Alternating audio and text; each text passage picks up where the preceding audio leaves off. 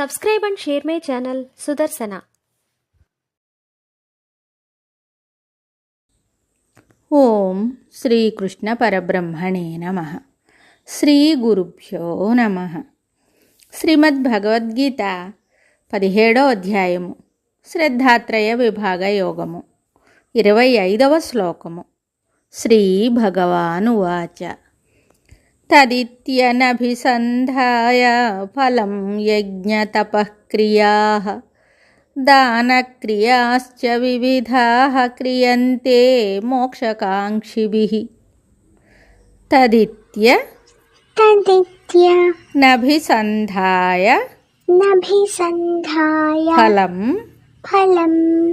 యజ్ఞతపః క్రియాః దానక్రియాశ్చ వివిధాః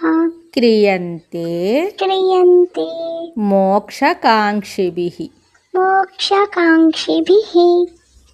తదిత్యనభిసంధాయ ఫలం యజ్ఞతపః క్రియాః దానక్రియాశ్చ వివిధాః క్రియంతే మోక్షకాంక్షిభిః. ఈ శ్లోకమునకు భావము భగవానుడు చెప్తున్నాడు. అట్లే తత్తను పదమును ఉచ్చరించి ముముక్షువులు ఫలాపేక్ష లేక పలు విధములైన యజ్ఞదాన తపఃకర్మలను చేస్తున్నారు.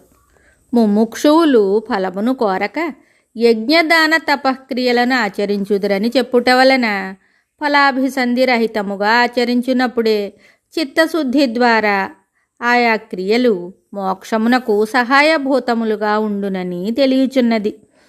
ఇట్టి కర్మఫలత్యాగమే గీత యొక్క ప్రధాన బోధలలో ఒకటి అయి ఉన్నది మరియు ముముక్షువునకు అత్యంత ఆవశ్యకమైన అంగమై ఉన్నది. మరియు ఇక్కడ మోక్షమును కోరువారు తపోయజ్ఞ దాన క్రియలను నిష్కామముగా ఆచరించుదురని చెప్పుట వలన చిత్తశుద్ధి ద్వారా ఆయా క్రియలు మోక్షమునకు సహాయకారులుగా ఉండుననియు అట్టి తపోదానాది పుణ్యకార్యములను ముముక్షువు ముక్తి రూపమగు తన లక్ష్య ప్రాప్తికై తప్పక ఆచరించవలెననియు ఇచ్చట ధ్వనించుచున్నది. అనగా ఆ యజ్ఞదాన తపఃకార్యములను ముముక్షువులు వదిలివేయరాదనియు అవి అన్నియు మోక్షమునకు సహాయభూతములుగా ఉండుననియు తెలిపినట్లయినది. ఈ భావముచే రాబో అధ్యాయమున యజ్ఞదాన తపః కర్మణ త్యాజ్యం కార్యమేవ తత్ అను శ్లోకము ద్వారా గీతాచార్యులు స్పష్టీకరించుచుందురు. లోకములో ఇప్పుడు కొందరు పుణ్యకార్యములను తక్కువగా చూచుచుందురు. వాటిని చేయవద్దనియు అవి బంధము కలిగించునని కూడా చెప్తూ ఉంటారు. కానీ భగవానుడు గీతలో అట్లు చెప్పలేదు. వానిని వదలవద్దని చెప్పుటయే కాక తప్పక ఆచరించవలనని కూడా చెప్పారు. కాబట్టి మహాత్ముల వాక్యములపై విశ్వాసముంచి జనులు ఫలాపేక్షరహితముగా యజ్ఞతపోదానాది పుణ్యకార్యములను ఆచరించి చిత్తశుద్ధిని పొంది మోక్షభాగులు కావలియును. మరి ఒక శ్లోకంతో మళ్ళీ కలుద్దాం. శుభం. Subscribe and share my channel Sudarsana.